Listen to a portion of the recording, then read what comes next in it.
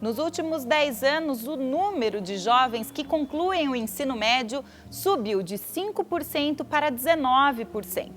Porém, 1,3 milhões de jovens entre 15 e 17 anos abandonam os estudos. O assunto hoje é muito sério. Nós vamos falar de educação.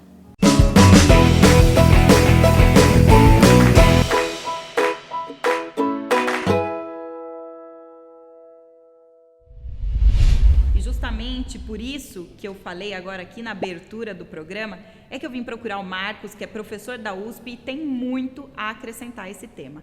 Marcos, como que você vê a educação hoje no Brasil?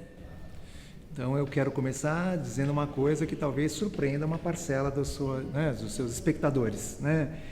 Nós estamos muito acostumados a ouvir nas mídias de maneira geral, né, sobre a baixa qualidade da escola, sobre as péssimas condições de trabalho. E eu quero dizer para vocês que nós nunca tivemos uma escola tão boa quanto essa que nós temos.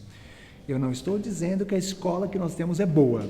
O que nós temos é uma grande porcentagem de pessoas que antes estavam excluídas da escola e agora estão na escola. Essa escola do passado, né, essa escola de 30, 40, 50 anos atrás, era uma escola que excluía muito.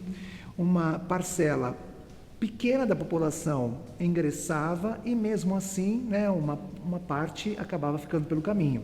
A sociedade brasileira vem fazendo um esforço para ampliar a inclusão, né, para tornar cada vez mais a escola para todos e para facilitar, para garantir a permanência dessas pessoas. Ela não possui ainda as condições e a qualidade desejada. Hoje, se nós compararmos a escola que nós temos hoje, os professores que nós temos hoje, com os professores que nós tínhamos, né, há 30, 40, 50 anos atrás, hoje esses professores têm um período maior de formação. Esse aumento do atendimento, né, essa ampliação do atendimento não foi acompanhado com a ampliação na mesma proporção das verbas. Os salários dos professores, né, ainda não chegam nem perto daquilo que deveriam ser, né? Muitas vezes você tem professores formados num processo acelerado, em cursos, né, com uma qualidade bastante questionável e assim por diante. As nossas crianças também poderiam ficar um tempo maior na escola com atividades um pouco mais elaboradas, né, mais qualificadas, com experiências pedagógicas diversificadas. Melhorar a formação de professores e melhorar também o tipo de experiência proporcionada pela escola, né? Ou seja, isso só vai ser alcançado se nós, né, mudarmos um pouquinho o modo como nós temos visto a escola, o professor, né, e a experiência da pessoa passando pela escola, né? Ou seja, se não houver um investimento social, não só do ponto de vista financeiro, né, mas um investimento social nessa experiência, ou seja, se as famílias, as nossas várias lideranças, né, quer seja na esfera federal, estadual, municipal, não olharem para a escola de outra maneira, a gente também não vai alcançar essa qualidade desejada. Em relação à qualidade, né, porque a gente vê ainda inúmeros casos de crianças com 9, 10 anos de idade que continuam passando de ano através de uma progressão continuada, às vezes sem saber ler e escrever. Como reverter essa situação? O que será que nós não fizemos com essas crianças que impossibilitou que elas adquirissem, né, o domínio básico no funcionamento da língua, né? Será que a quantidade de crianças é a quantidade de crianças apropriada? Será que as condições de permanência dessas crianças, ou seja, como que elas se deslocam até a escola, como que elas voltam para casa, como que essas crianças são pela escola, né, são assessoradas pela escola? Todas aquelas crianças com deficiência que frequentam a escola, será que o professor, a professora são apoiados, são formados? Ou o professor está fechado na sala dele, né, a professora fechada na sala dela, e tendo que resolver aqueles problemas, dar conta de tudo, e problemas que muitas vezes transcendem a sala de aula e que acabam esbarrando na sala de aula.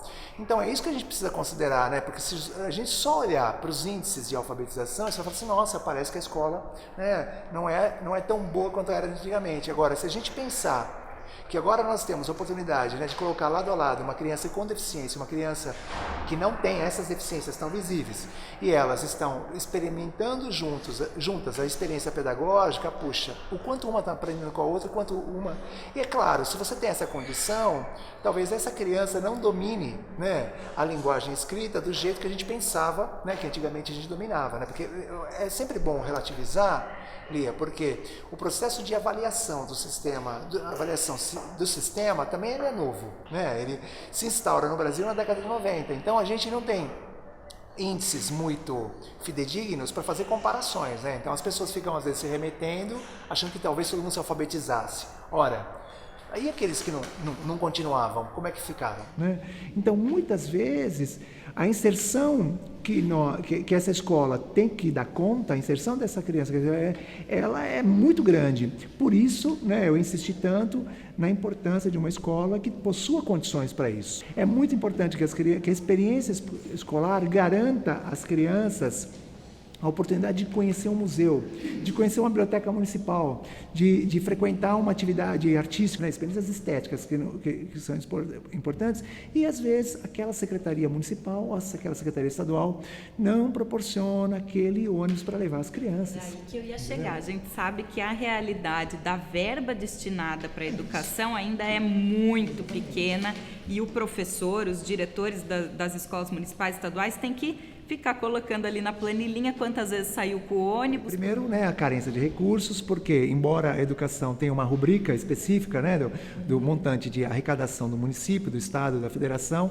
muito do que é arrecadado aparece que é investido em educação e acaba um monte, às vezes construção, às vezes policiamento, às vezes uma série de elementos. Além disso, muitas vezes a comunidade, né, às vezes até dentro mesmo da escola, eles olham para aquela atividade como uma atividade menos importante, porque há uma ideia de que a escola deve ser professor, aluno, livro, caderno e caneta, né? Ou seja, a escola precisa investir numa boa sala de informática, né? Para que as crianças possam... É importante que as escolas também tenham um laboratório, é importante que as escolas tenham um bom espaço para as práticas corporais.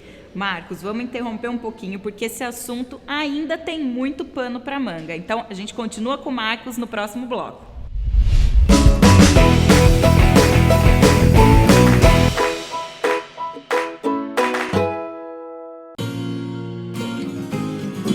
A minha casa... A minha casa?